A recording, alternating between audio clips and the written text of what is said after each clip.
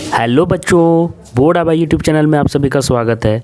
तो आज देखिए हम आप लोग को फिर से आप लोग को 80 160 MCQ क्वेश्चंस मैंने करवाए हैं। आप लोग कर लीजिए, मैं फिर से बोल रहा हूँ, ज़रूर कर लीजिए। इस वीडियो को देखने के बाद ज़रूर देख लेना। एंड स्क्रीन में यहाँ पे वीडियो देखेगा, मैं बहुत ही अच्छे तरीके से करवाया हूँ। अब आज मैं सब्जेक्टिव का भी करवा दे रहा हूँ इस वीडियो में, और यहाँ पे कम से कम 25 से 30 क्वेश्चन आप लोग को कवर कराऊंगा। मोस्ट एक्सपेक्टेड क्वेश्चन है, बहुत ही इंपॉर्टेंट है। मैं फिर से बोल रहा हूँ, एग्जाम से पहले करके किसी भी हालत में चल जाओ, और कोई भी डाउट है तो आप लोग नीचे कमेंट करना, है ना। और देखिए कि किस तरह के क्वेश्चंस आते हैं। मोस्ट एक्सपेक्टेड क्वेश्चंस करवा रहा हूँ जो एग्जाम में आने ही आने हैं। तो ठीक है, सब्जेक्टिव टाइप का क्वेश्चंस है।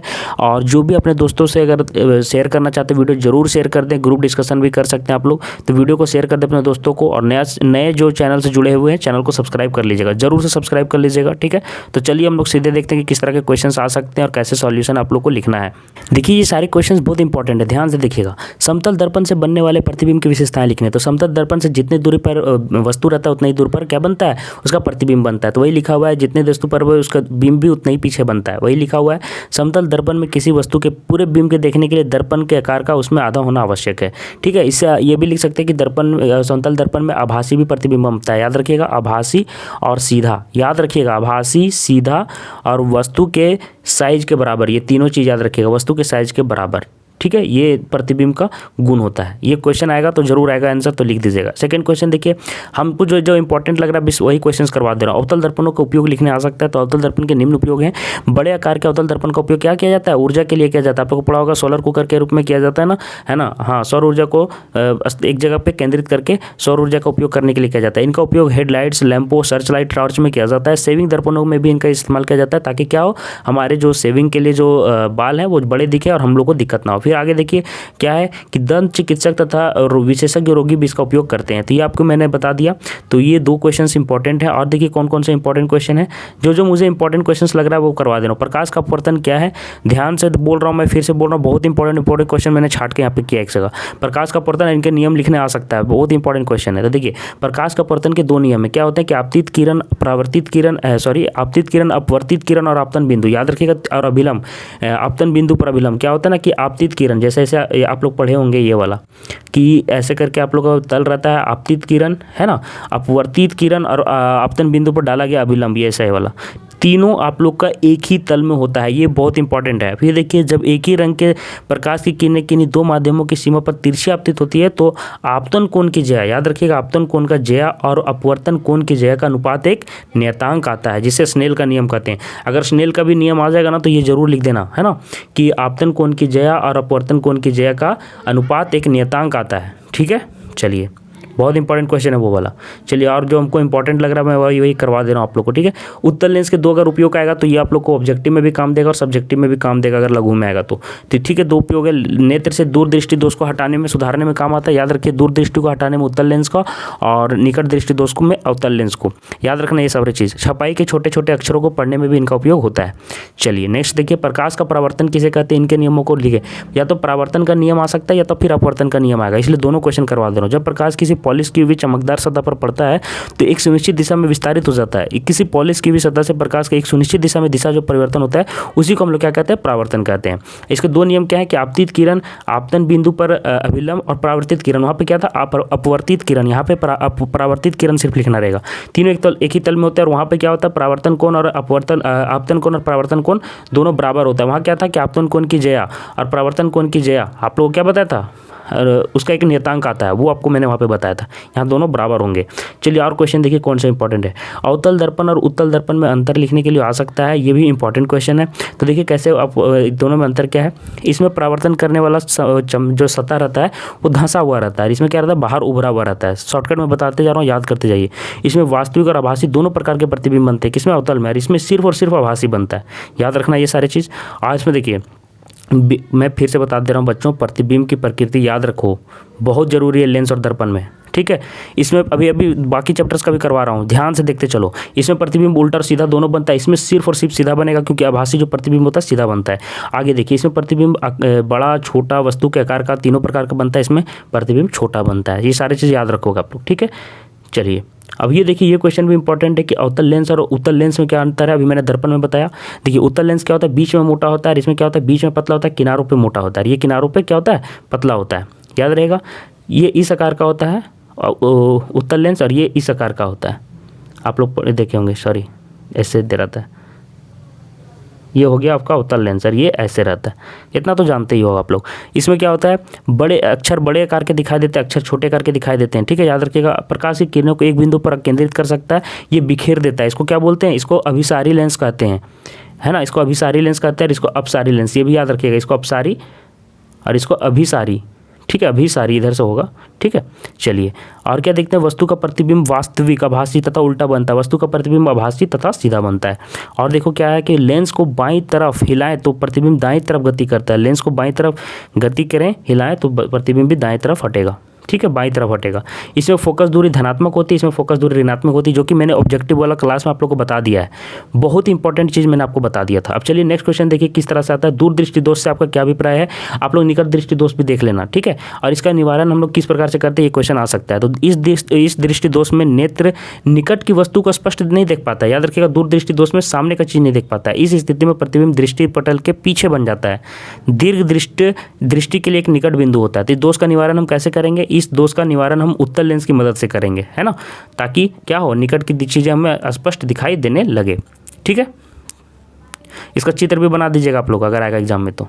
अब अगला देखिए, ये क्वेश्चन बहुत इंपॉर्टेंट है, इसमें गलती मत करना। समंजन क्षमता को आप लोगों को परिभाषित करने आएगा, और एक वयस्क में सामान्य दृष्टि के लिए इसका मान क्या होता है, बहुत इंपॉर्टेंट क्वेश्चन है, ये गलती मत करके आना एग्जाम में, ठीक है, ये क्वेश्चन बहुत ही अच्छा है। तो अभिनेत्र लेंस की वह क्षमता जिसके द्वारा वह विभिन्न दूरियों पर देखने के लिए हम लोग का क्या होता है, आँख असमंजस्य कर लेता है ना, तो वस्तुओं को स्पष्ट रूप से देखने के लिए लेंस की फोकस दूरी को देखो ध्यान से कम और अधिक किया जाता है, यही समंजन क्षमता है। हमारी आँख में ये कला है, हमारे आँख में ये मतलब कि नेचर से हम लोग को ये अच्छा चीज़ मिला है कि हम लोग दूर की चीज़ भी देख सकते हैं, तुरंत फिर सामने की चीज़ देख सकते हैं, समंजन करके। वही चीज़ बोल रहा है, समान दृष्टि के लिए युवा वस्तुओं में समंजन 25 सेंटीमीटर तथा अनंत के बीच होता है, इसलिए समंजन क्षमता 4 डायोप्टर होती है, ठीक है, ये क्वेश्चन आएगा। चलिए जो इंपॉर्टेंट क्वेश्चन है वही है। फिर देखिए तारे क्यों टिमटिमाते, ये क्वेश्चन भी आ सकता है। तो जब तारे का प्रकाश पृथ्वी की वायुमंडल में प्रवेश करता है तो उसे बढ़ते हुए अपवर्तनांक वाले माध्यम से गुजरना पड़ता है प्रकाश को, इसके कारण तारों का प्रकाश क्या होता है, लगातार पृथ्वी की त्रिज्या की तरफ मुड़ता जाता है। माध्यम के देखिए आप अपना नोट्स भी बनाए होंगे तो उससे भी पढ़ सकते हैं, कोई दिक्कत नहीं है। तारे क्या टिमटिमाते, लेकिन जो इंपॉर्टेंट क्वेश्चन है यहाँ से समझ में आ जा रहा होगा आप लोग को, रिवीजन करवा दे रहा हूँ। माध्यम के अपवर्तनांक में अनियमित उतार चढ़ाव होते रहता है, जिसके कारण तारों का प्रकाश हमारी कभी आंखों तक पहुँचता है तो कभी नहीं पहुँचता, जिसके कारण हमें तारे टिमटिमाते हुए प्रतीत होते हैं। तो ये क्वेश्चन आप लोग का इंपॉर्टेंट था। ये क्वेश्चन बहुत इंपॉर्टेंट है, निकट दृष्टि दोष और दूर दृष्टि दोष में अंतर लिखना, तो ये मैंने यहाँ पे ले लिया है। इसमें क्या होता है, नेत्र लेंस की फोकस दूरी अधिक हो जाती है, इसमें नेत्र लेंस की फोकस दूरी कम हो जाती है दूर दृष्टि दोष में। इसमें नेत्र गोलक लंबा हो जाता है निकट दृष्टि दोष में, इसमें नेत्र गोलक छोटा हो जाता है। आगे देखो, इस दोष को दूर करने के लिए अवतल लेंस का उपयोग किया जाता है, इसमें अवतल लेंस का उपयोग किया जाता है, इसमें उत्तल लेंस का, ठीक है। चलिए ये देखिए, ये क्वेश्चन बहुत इंपॉर्टेंट है। फ्लेमिंग का वाम हस्त नियम आ सकता है, तो ये आप लोग को याद रखना है कि फ्लेमिंग के वाम हस्त नियम, अपने बाएं हाथ की तर्जनी मध्यमा अंगूठों को परस्पर लंबत फैलाइए। ये आप लोग सीखे होंगे, देखिए कैसे फैलाना है, ऐसे करके क्लास में बताया भी गया होगा। यदि तर्जनी जो है, ये तर्जनी जो आप लोग को बता रहा है वो अगर चुंबकीय क्षेत्र की दिशा होगी तथा मध्यमा अगर धारा की दिशा प्रदर्शित करे तो चालक की गति की दिशा अंगूठे की गति की दिशा में हो जाएगी, ठीक है। देखिए मध्यमा है और ये हमारा अंगूठा, तो धारा किस दिशा में हो जाएगा, इस दिशा में, ठीक है। तो ये आप लोगों का क्वेश्चन बहुत इंपॉर्टेंट है, बहुत हॉट क्वेश्चन है। हॉट क्वेश्चन समझ रहे हो, मतलब कि आना ही आना है। तो ये फ्लेमिंग का वाम हस्त नियम, चित्र बना भी सकते हो, नहीं भी बना सकते हो, लेकिन बना दोगे तो अच्छा रहेगा। दो चुंबकीय रेखाएं एक दूसरे को प्रतिच्छेद क्यों नहीं करती, ये क्वेश्चन भी आता है, तो इसलिए मैंने करवा दे रहा हूँ। अगर चुंबकीय क्षेत्र रेखाएं एक दूसरे को प्रतिच्छेद करेंगी तो क्षेत्र के किसी बिंदु विशेष पर दिक् सूचक दो दिशाओं को इंगित करेगा, जो कि असंभव है। यही कारण है कि वो दोनों एक दूसरे को प्रतिच्छेद नहीं करती। और एक दो कारण जो आप लोग को बुक में दिया हुआ है वो भी आप लिख लीजिएगा, ठीक है। अब ये क्वेश्चन देखिए आ सकता है आप लोग को, ये केमिस्ट्री में आ सकता है कि निम्नलिखित अभिक्रियाएं क्या है, संकलन अभिक्रिया, प्रतिस्थापन अभिक्रिया, एस्ट्रीकरण अभिक्रिया। तो चलिए देख लेते हैं। संकलन अभिक्रिया में क्या करता है, निकेल तथा पोडियम जैसे उत्प्रेरकों की उपस्थिति में असंतृप्त हाइड्रोजन जोड़कर संतृप्त हाइड्रोजन देते हैं। उत्प्रेरक वे पदार्थ होते हैं जिनके कारण अभिक्रिया विभिन्न दर से बढ़ने लगती है, ठीक है। निकेल उत्प्रेरक का उपयोग करके हम सामान्यतः वनस्पति तेलों हाइड्रोजनीकृत, इससे अच्छा आप लोग नोट्स बनाए होंगे। फिर से मैं बता रहा हूँ, ये क्वेश्चन का अगर संकलन अभिक्रिया अगर आप लोग को यहाँ पे टफ लग रहा है तो आप लोग जो नोट्स बनाए उससे भी पढ़ सकते हैं, ठीक है। साधारणतः वनस्पति तेलों के हाइड्रोजनीकरण में इस अभिक्रिया का उपयोग होता है। वनस्पति तेलों में सामान्यतः लंबी असंतृप्त कार्बन श्रृंखलाएं होती है, जबकि जंतु वसा में संतृप्त कार्बन श्रृंखलाएं होती है। आगे देखिए, प्रतिस्थापन में आप लोग को पता होगा कि एक को हटा दिया जाता है, तो अधिक अभिक्रियाशील जो धातु होती है एक अपेक्षाकृत कम अभिक्रियाशील तत्व के लवण से प्राप्त तत्व को विस्थापित कर देती है, इन्हें विस्थापन अभिक्रिया कहते हैं। ये आ सकता है, ठीक है। कॉपर सल्फेट के विलयन में अभी एक एग्जाम्पल देना है तो देख लीजिए, कॉपर वाला दे रहे हैं और साथ में Fe वाला दे रहे हैं। तो ये आप लोग क्लास में तो किए ही होंगे। तो ये आप लोग का देखिए यहाँ पे फॉर्मूला है Fe और CuSO4, यहाँ पे FeSO4 बनेगा, Cu यहाँ पे SO4 Fe के साथ जाके मतलब कि चिपक गया। एस्टरीकरण अभिक्रिया आप लोग देख लीजिए, एथनोइक अम्ल और एथनॉल की अभिक्रिया किसी अम्ल उत्प्रेरक की उपस्थिति में कराई जाती है तो एस्टर का निर्माण होता है। इस अभिक्रिया को एस्टरीकरण कहते हैं। याद रखिएगा किसका एथेनोइक अम्ल और एथनॉल की अभिक्रिया में अम्ल उत्प्रेरक की उपस्थिति में क्या किया जाता है, अभिक्रिया होता है, तो एस्टर का निर्माण होता है। ठीक है, चलिए द्विविस्थापन अभिक्रिया से क्या समझते हैं, ये भी क्वेश्चन आ सकता है। तो इसमें क्या होता है, दोनों एक दूसरे का अदला बदली हो जाता है। वे अभिक्रियाएं जिनमें अभिकारकों के बीच है ना, संयोजन अभिक्रिया भी आप लोग एक बार पढ़ लेना, तो ये क्वेश्चन आ सकता है, संयोजन और वियोजन अभिक्रिया, जो कि आसान क्वेश्चन है, फिर भी आप लोग देख लेना एक बार, ये सब आ सकता है। ठीक है, सारे अभिक्रिया कंप्लीट हो जाएगा तो एक नई क्वेश्चन आ जाएगा। एक प्रणाली में सोडियम सल्फेट का विलयन लिया जाता है और फिर पुनः उतनी मात्रा में बेरियम क्लोराइड का विलयन लिया जाता है। तो आप लोग एग्जांपल लेके से बता दीजिएगा तो ज़्यादा नंबर देगा। देखने पर एक श्वेत रंग का अवक्षेप प्राप्त होता है। इस अविलय पदार्थ को अवक्षेप कहा जाता है। जैसे देखिए यहाँ पे फॉर्मूला Ba2+ यहाँ पे दिया हुआ है, SO4 2+ 2- तो क्या होगा, अवक्षेप का निर्माण होता है। यहाँ पे देखिए फॉर्मूला आप लोग डायरेक्ट देख लीजिए, किस तरह से अभिक्रिया किया वो देख लीजिए। Na2SO4 यहाँ पे BaCl2, ये SO4 जाके Ba के साथ जुड़ जाएगा और Cl Na के साथ जुड़ जाएगा। तो यही आप लोग का है यहाँ पे द्विविस्थापन अभिक्रिया। ठीक है, चलो देखो, वियोजन अभिक्रिया को संयोजन अभिक्रिया के विपरीत क्यों कहा जाता है, ये क्वेश्चन आ सकता है। देखिए अभी मैं बोल रहा था और यहाँ पे मैंने डाल भी दिया है। वे अभिक्रियाएं जिनमें 2 या 2 से अधिक संयुक्त होकर केवल एक पदार्थ बनाते हैं संयोजन अभिक्रिया कहलाते हैं। बहुत आसान है। और जिसमें अभिक्रिया में यौगिक 2 से अधिक सरल पदार्थों में टूट जाता है उसको क्या कहते हैं, वियोजन अभिक्रिया कहते हैं। इस संयोजन में 2 से जुड़ के एक बनता है, वियोजन में याद रखिए कि 1 से टूटकर 2-3 चीज़ें बन जाती हैं। ठीक है, उदाहरण में देख लीजिए, हाइड्रोजन ऑक्सीजन जल मिलकर जल बना दिया, 2 को मिलकर ये संयोजन हो गया, है ना। तो ये हो गया। अब वियोजन का भी आप लोग एग्जांपल देखना चाहते हैं तो देखिए, संगठित ये संयोजन हो गया, ये अपघटन हो गया, यहाँ से जल दोनों में टूट गया। ठीक है, चलिए और एग्जांपल देख सकते हैं संयोजन का, NaCl2 जुड़ के यहाँ पे NaCl बन गया, सोडियम क्लोराइड। आप लोग इस तरह से लिख दीजिएगा तो ज़्यादा नंबर मिलेगा, है ना। 2 एग्जांपल दे दिए हैं, NaCl टूट के Na भी बन गया और Cl भी बन गया। संतुलित कर देना, बैलेंस कर देना एग्जाम में अगर आता है तो। चलिए, अम्ल और क्षारक में अंतर अगर करने आता है तो अच्छे से लिखना, जितना अंतर है जानते हो सब अच्छे से लिख देना। इसका स्वाद खट्टा होता है, इसका स्वाद खारा होता है। या नीले लिटमस को लाल कर देता है, अम्ल की बात कर रहा हूँ, और ये क्या करता है, नीला कर देता है। या मिथेल ऑरेंज को लाल कर देता है, या मिथेल ऑरेंज को पीला कर देता है। यह जल में विलय होकर क्या देता है, हाइड्रोजन आयन H+ देता है। ये क्या देता है, OH आयन देता है। यह क्षारक को उदासीन कर देता है और ये अम्ल को उदासीन कर देता है। इसका pH मान 7 से कम होता है, ये जरूर लिख देना, और इसका pH मान 7 से अधिक होता है। तो काफ़ी सारा एग्जाम्पल मैंने दे दिया है। ठीक है, धोने वाले सोडे का निर्माण कैसे किया जाता है, इसके 3 उपयोग बताए। इंपॉर्टेंट क्वेश्चन इसलिए मैं इसको ले लिया हूँ। बेकिंग सोडा को गर्म करने पर सोडियम कार्बोनेट का निर्माण होता है। देखिए कैसे, ये फॉर्मूला आप लोग याद रखिएगा, है ना। सोडियम कार्बोनेट में क्रिस्टलन जल के 10 अणु होते हैं, अतः इन्हें क्रिस्टलन का अणुसूत्र देख लीजिए क्या है, यहाँ पे 10H2 है ना, जल का 10 अणु। ठीक है, धोने वाले सोडा के 3 उपयोग आप लोग को पूछ सकता है, तो ये भी यहाँ पे निकल जाएगा। वो ऊपर वाला याद रखना, ये आएगा। ठीक है, बेकिंग सोडा का निर्माण कैसे किया जाता है, कैसे किया जाता है यहाँ पे मैंने बता दिया है। बेकिंग सोडा को गर्म करने पर सोडियम कार्बोनेट का निर्माण होता है। ठीक है, अब देखिए यहाँ पे 3 उपयोग। सोडियम कार्बोनेट का उपयोग कांच, साबुन एवं कागज उद्योगों में होता है। जल को स्थायी कठोरता दूर करने में किया जाता है। बोरेक्स जैसे सोडियम यौगिक के बनाने में इसका उपयोग किया जाता है। तो सारी चीज़ें मैंने यहाँ पे कंप्लीट करवा दिया है। अब आगे देखिए, प्लास्टर ऑफ पेरिस के अगर पूछ लेता है निर्माण और विधि, ये सारे इंपॉर्टेंट क्वेश्चन मैं करवा रहा हूँ। जिप्सम जो है उसको अगर हम 373 डिग्री पर गर्म करें केल्विन पर, तो यह जल के अणुओं को त्याग कर क्या हो जाता है, कैल्शियम सल्फेट अर्धहाइड्रेट बना देता है। ठीक है, गर्म करने पर। देखिए फार्मूला भी दिया हुआ है, अर्धहाइड्रेट हो गया ना। तो देखिए क्या है यहाँ पे, देखिए ये जिप्सम है, जिप्सम का फार्मूला है CaSO4 2H2O, और यहाँ पे गर्म कर रहे हैं हमको 373 डिग्री केल्विन पे। तो क्या हुआ, जल के आधा अणु पर बच के रह गया, देख रहे हैं, बाकी 3/2 अणु निकल गया। तो ये जो हाफ अणु बचा ना, यही इसी को हम लोग क्या बोलेंगे, हम लोग कैल्शियम सल्फेट अर्धहाइड्रेट। ठीक है, और उससे हमारा प्लास्टर ऑफ पेरिस का निर्माण हो जाएगा। इसका उपयोग देखिए, डॉक्टर टूटी हुई हड्डियों को सही जगह पे रखने पे इसका उपयोग करता है। इसका उपयोग खिलौना बनाने में किया जाता है। इसका उपयोग भी याद रखिएगा, आ जाएगा एग्जाम में।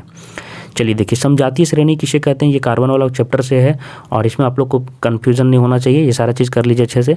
कि कार्बन के यौगिकों का एक ऐसा समूह होता है जिसकी संरचनाएं तथा रासायनिक घन समरूप होती तथा दो क्रमागत सदस्यों के बीच CH का अंतर होता है, समजातीय श्रेणी कहलाती हैं। ठीक है, याद रखिएगा। उदाहरण के लिए देखिए, एल्केन्स का समजातीय सूत्र क्या है, समजातीय श्रेणी CH4 C2H6 C3H8 है। इसके क्रमागत सदस्यों के बीच सदा CH2 का अंतर होता है। यहाँ पे देख रहे हैं CH2 यहाँ पे क्या रहेगा, CnH2n+2, यही है ना, यही वाला सूत्र आप लोग पढ़े होंगे। ठीक है, तो ये समजातीय श्रेणी है, सिर में सब में CH2 का अंतर आएगा। ठीक है, तो ये वाला क्वेश्चन समजातीय वाला आता है, आप लोग अच्छे से कर लेना। फिर देखो, समवायता का क्या मतलब है, इसका यहाँ पे किसे कहते हैं, उदाहरण देना है। तो समान आणविक सूत्र लेकिन विभिन्न संरचनाओं वाले ऐसे यौगिक संरचनात्मक समावयन कहलाते हैं। ये दो यौगिक ब्यूटेन के समावयवी कहे जाते हैं। ब्यूटेन के दो समावयवी, नॉर्मल ब्यूटेन और आइसोब्यूटेन। देखिए, लिखने का दो तरीका होता है, आप लोग पढ़े होंगे। नॉर्मल तरीके से लिख सकते हैं, आइसो तरीके से लिख सकते हैं, इसी को समवायता कहते हैं। तो इसको लिखना कैसे हिंदी में, समान आणविक सूत्र होना चाहिए लेकिन विभिन्न संरचना वाले ऐसे यौगिक संरचनात्मक समावयन कहलाते हैं। देखिए, बच्चे इसमें गलती करते हैं, समजातीय और समवायता दोनों में डिफरेंस है। वहाँ पे एक श्रेणी है, दोनों का श्रेणी एक का CH2 का अंतर आता था वहाँ पिछले वाले में, यहाँ पे फॉर्मूला सेम है, सिर्फ लिखने का तरीका अलग है, देख लीजिए। तो इसलिए मैंने ये क्वेश्चन डाल दिया। यहाँ पे देखिए, बीच से कार्बन को यहाँ, ऑक्सीजन को यहाँ से निकाल दिया है, कार्बन को निकाल दिया है, सॉरी, तो यहाँ से ब्यूटेन हो गया, ये नॉर्मल ब्यूटेन हो गया। तो देखिए बच्चों, बहुत ही मैंने मेहनत से बना रहा हूँ, जो भी इंपॉर्टेंट क्वेश्चन मुझे लग रहा है मैं ले आया हूँ। चैनल को सब्सक्राइब कर लो, मैं फिर से बता रहा हूँ। आगे संस्कृत का जो पेपर है, जो भी आगे का पेपर है, उसमें अच्छे से करवाया जाएगा। एस्टर किसे कहते हैं, इन्हें किस प्रकार बनाया जाता है, इनके दो उपयोग लिखे हैं। और हमारे जो 2023 का मॉडल पेपर अभी तक नहीं सॉल्व किए हैं, उसका मैंने सब्जेक्टिव का मॉडल पेपर सॉल्यूशन करवा दिया है और PDF भी दिया है टेलीग्राम में, जाके देख लीजिए। PDF मैंने बता दे रहा हूँ, टेलीग्राम ग्रुप का नाम है बोर्ड आभा, ये चैनल का नाम है ना, वही नाम से बोर्ड आभा, और जैक बोर्ड ब्रैकेट में लिखा हुआ है। जाके टेलीग्राम में जुड़ जाओ और उसको डाउनलोड कर लो और क्लास भी कर सकते हो, देख लेना सब्जेक्टिव वाला। एस्टर किसे कहते हैं, ये किस प्रकार बनाया जाता है, इनके दो उपयोग। तो देखिए, एस्टर का मैंने अभी बताया था कैसे बनता है। जिन कार्बनिक यौगिकों का अभिलक्षणीय ग्रुप COO होता है, क्या कहलाते हैं, एस्टर कहलाते हैं। इनके निर्माण के लिए क्या करते हैं, कार्बनिक अम्लों की सल्फ्यूरिक अम्ल की उपस्थिति में एल्कोहल से क्रिया कराई जाती है। देखिए, एसिटिक अम्ल है, एथेनॉल है, और उत्प्रेरक H2SO4 है ना, सल्फ्यूरिक अम्ल के उत्प्रेरक की उपस्थिति में अभिक्रिया होगा तो एस्टर का निर्माण होता है। ठीक है, उपयोग देख लीजिए। इनका गंध फलों के समान होती है, इसलिए इनका उपयोग ठंडे पेयों, आइसक्रीमों, मिठाइयों तथा परफ्यूम में होता है। ये फल में भी पाए जाते हैं। एक ये क्वेश्चन बहुत इंपॉर्टेंट है, साबुनीकरण किसे कहते हैं, प्रयोगशाला में साबुन किस प्रकार बनते हैं, वर्णन कीजिए। क्वेश्चन आएगा तो चलिए हम यहाँ पे करवा दे रहे हैं कि जब वसा या तेल को NaOH के साथ गर्म किया जाता है तो वसा या जल के अणु विघटित हो जाते हैं। इस प्रकार प्रक्रिया को साबुनीकरण, या यहाँ साबुनीकरण होगा, कहते हैं। इसके फलस्वरूप साबुन बनता है। ये क्वेश्चन आता है। प्रयोगशाला में साबुन की तैयारी कैसे करते हैं, तो कैसे बनेगा देखिए। वनस्पति तेल रखेंगे, कैस्टर ऑयल या फिर कॉटन सीड ऑयल है ना, फिर सोडियम हाइड्रोक्साइड, कॉस्टिक सोडा जिसको बोलते हैं, सोडियम क्लोराइड।